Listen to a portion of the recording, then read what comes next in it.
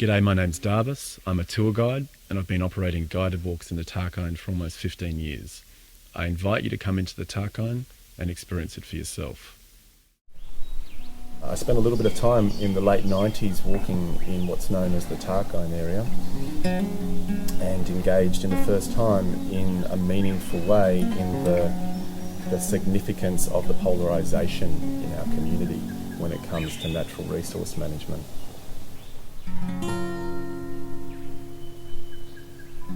Just on that those transitions are really big for me, going into the wilderness and coming out. They're really big, and a lot of anxiety actually, like going in going, I must relax, and then you get out there and you have no choice, and it just completely overtakes you, and you have no choice but to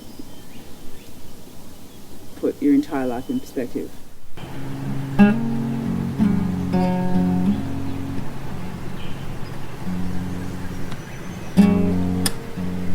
Okay, we got this. I've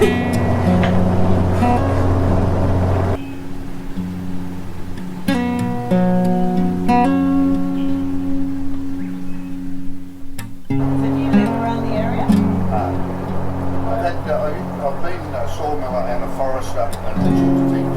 Oh, okay, so wow. So you've gone through that industry. We're standing on the edge of one of the largest patches of cool temperate rainforests in the world.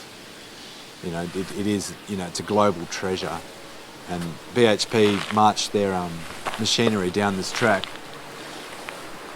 for maybe like 20 kilometres and created an absolute mess of the walk. So what was like a green fern garden that people gently walked across and that you know had no signs of human impact got turned into like a muddy bog pit. So they effectively destroyed the wilderness values of the walk. They did their exploration. They were here for 3 months. They left. They found a small amount of tin, uneconomic, and nothing's been done since. So it's actually, apart from the 3 or 4 guys that were running that drill rig, it's actually created very limited return for Tasmania. And I guess, it's the same with all the mining sort of proposals for the Tarkine. They're all fly-by-night, very dependent upon high resource prices. They're just short-term money-making ventures where they come in, come out, they get the government to provide the roads, they get the government to provide the mining infrastructure and research, and doesn't actually return money to the state, employs very few local people. So I guess, that's where tourism certainly can pick up a bit of slack, that, the mining industry is not creating the jobs that Tasmania needs. Tourism can actually create 1,100 jobs in the Tarkine if it's given the potential.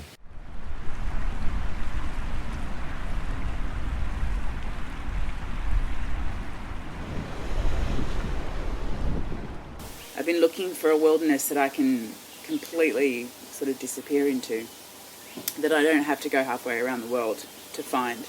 I can literally do it on my doorstep.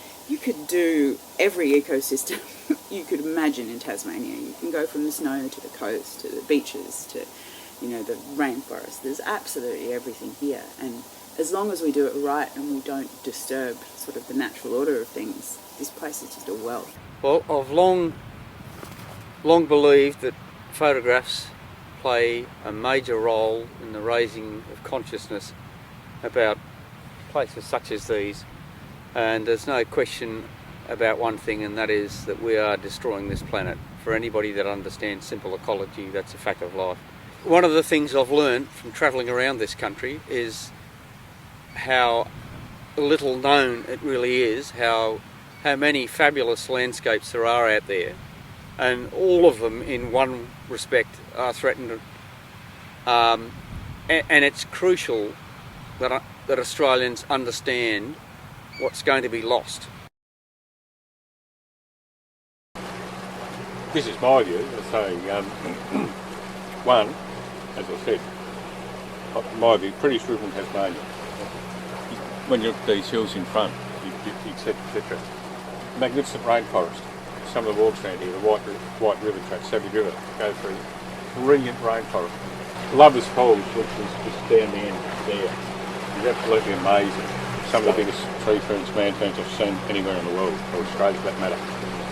I would not like to see what we're looking at down the stream here. Log, I would not like to see that mine. I wouldn't like to see what we look at in front of this hill here. We've got so many different shades of green. I would not like to see that log. I would not like to see a drill rig there. The area is big enough to sensibly accommodate both sensitive areas and mining and logging, if it's done properly. It is really scary to think that that kind of vastness and wilderness could be at risk of infrastructure and mines and things like that happening within it. And it's incredibly sad because I don't know how many places like this are left in the world. And if you jeopardize that now, we won't get it back.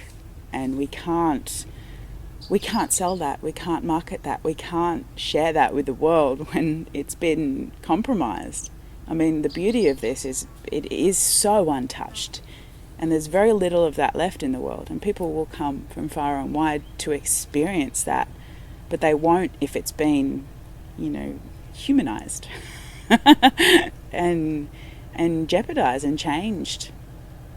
I think the uniqueness is the fact that we do not have control of it. And I think that's what makes it beautiful. This whole place is a unique landscape.